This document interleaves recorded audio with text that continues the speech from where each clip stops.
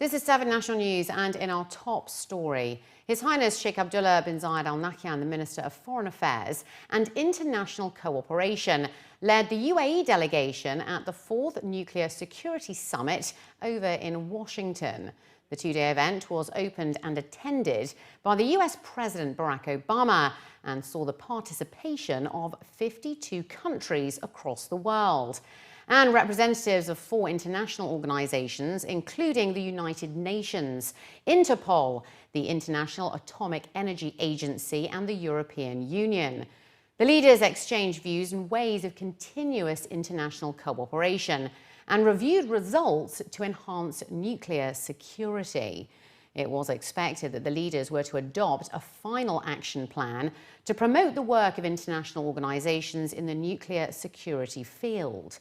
The UAE delegation included Yusuf Al-Otaiba, the ambassador of the UAE to the US, and Hamad Ali Al-Kabi, the permanent representative of the UAE to the IAEA.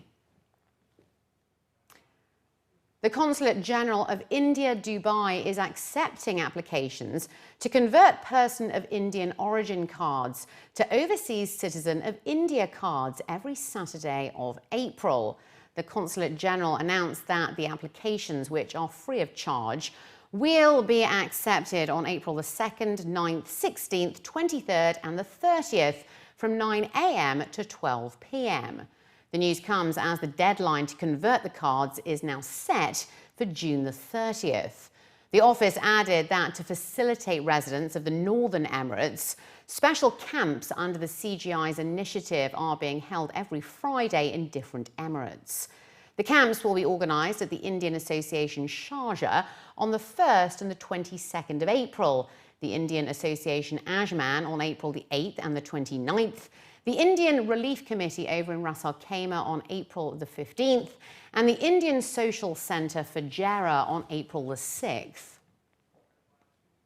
1 in 88 children globally have some form of autism, that's according to recent figures. And the UAE joined the world in celebrating the 8th annual World Autism Day today, with many buildings lit up in blue in support of ASD awareness. Health officials are highlighting the importance of early intervention to create a better outcome for autistic children. Autism is a brain developmental disorder of varying degrees, which include difficulties in social interaction, non-verbal communication, and repetitive behaviors. Some of the symptoms include delayed speech, poor eye contact, lack of social skills, and any loss of speech at any time. Studies also show that autism is 4 to 5 times more common among boys than girls. Health officials are calling for more professionals in the field, as there is a lack of support for those with autism over the age of 18 here in the UAE. For children, experts are urging parents and carers to go for a routine checkup should they show any signs, as an early diagnosis is key to overcoming a big gap in terms of skill development. Another important focus that many parents and carers often sidetrack is that of nutrition. Well, we spoke with a leading nutritionist at My Pedia Clinic in Dubai Healthcare City, who is working with the clinic for Autism Month on some of the most common deficiencies for those with ASD. Well, just like with the autism disorder, everyone's on a spectrum, and some people have extreme food sensitivities, and others do not. Some of them are very good with their food, and most of them are not. So let's say 70% of all autistic people do have vitamin and mineral deficiencies. So they do have certain foods less than other foods. It's very individualized, so we can't say in general they all have a lower intake, but we can say that many of them do, and sometimes it's completely different between one and the other. So this is why it's very important to focus on individualized counseling based on their behavior and their attitudes towards food and their food intakes. Well, my message would be that we are all working towards understanding autism more, and we are seeing more and more the involvement of nutrition in autism. And it is important to focus on these deficiencies to help everyone with the autism disorder. We should look at their protein intakes, we should look at their calcium intakes, we should look at their omega-3 intakes to make sure that we are giving them their best nutritionally to be able to even better focus on the mental health and everything else that is involved. So we should not exclude nutrition, and we should take care of ourselves nutritionally. The police over in Ras Al Khaimah recorded 67 traffic accidents during a day of rain on Friday. Brigadier Ghanem Ahmed Ghanem, the Director General of the Ras Al Khaimah Police Central Operations Room, revealed that most rain-related accidents were minor and no serious injuries were reported. He then urged the public to contact the police only in emergency cases. Ghanem also advised the public to avoid driving into valleys due to flooding and to be extra cautious on the roads due to unstable weather, including staying within the speed limit, maintaining a safe distance between vehicles and avoiding overtaking. Beach swimmers have also been warned to stay out of the water. The 7th season of Fashion Forward celebrated regional design talent this weekend at a new custom-made venue at Dubai's Design District.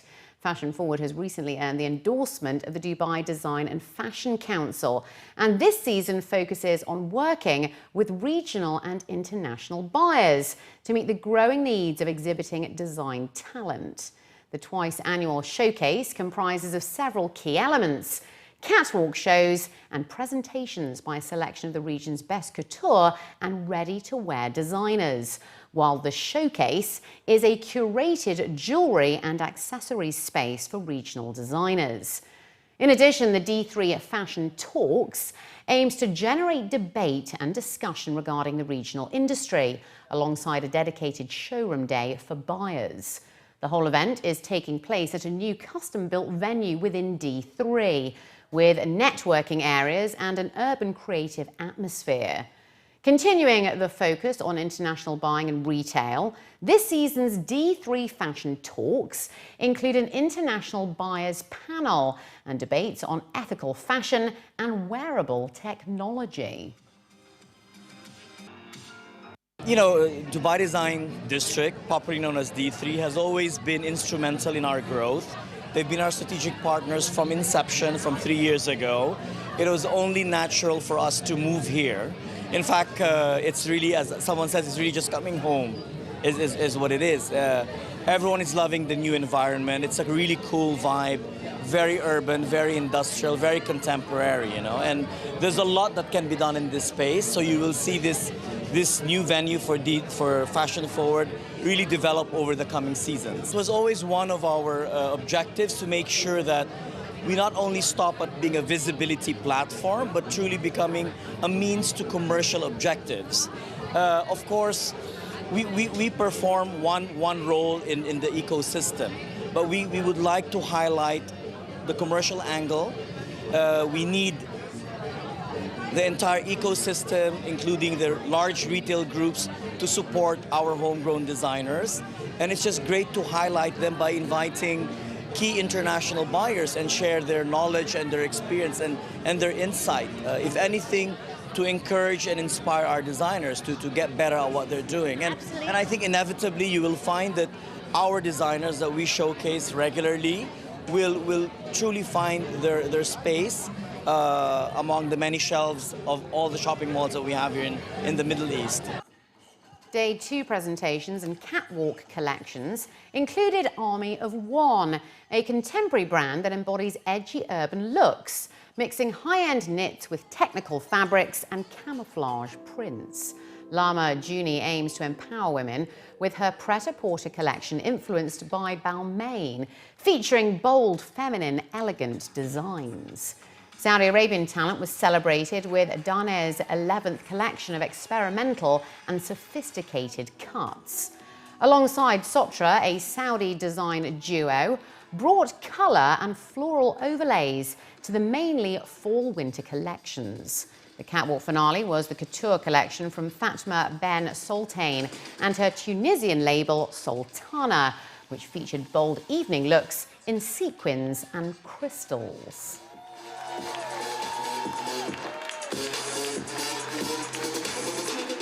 I think we're very inspired by Dubai as a city, being a global city with international people coming in and out, and very modern. So these are the type of people we're actually designing for, people on the go, modern, they travel a lot, they have a million things to do during the day. So they actually need, clothes that are stylish, coping with a bit of edge. The clothes, they're very comfortable to wear. So your true personality comes out.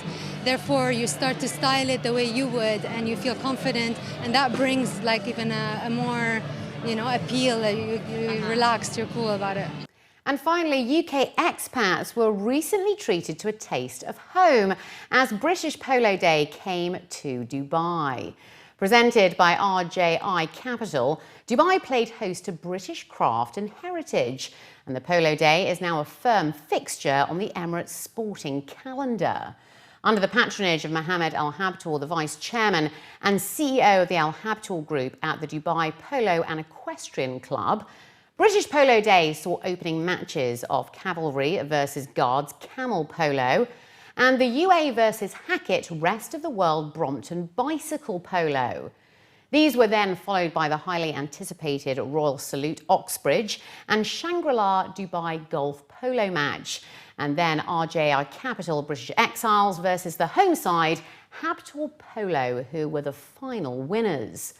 British Polo Day officials stated that every year the quality of the polo improves as fresh talent is brought in.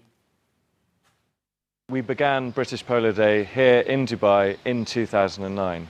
The aim initially was to create an environment for locals and expatriates to get together to enjoy the game of polo.